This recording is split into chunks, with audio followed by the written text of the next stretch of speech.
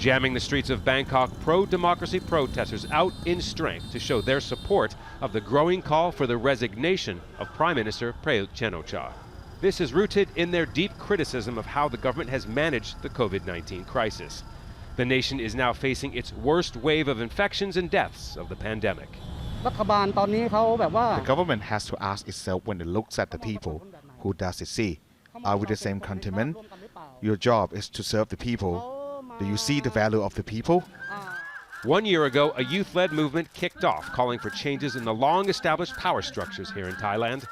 Centered on the monarchy, the military, and the elites connected to them. The Prime Minister is an ex-army chief who first came to power in a coup.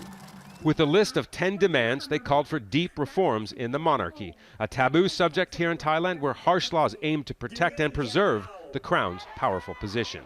But discussion of what was once taboo changed with the protests. I think the discussion on the Thai monarchy movement is moving in a better direction. The issue is deep-rooted in our society, and we should be able to discuss it in public. Earlier this year, there were arrests of the top protest organizers and a crackdown by the police. The protests became less frequent, and fewer people came out.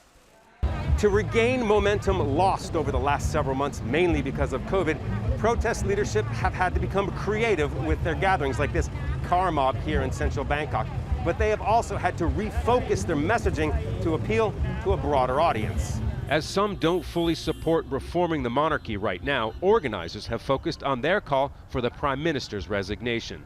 Not abandoning crown reform, just tapping people's frustration with the government. The democracy movement are seeing an opportunity to try to give a new flame into that struggle by using the government failure to provide efficient vaccine, to provide efficient health care.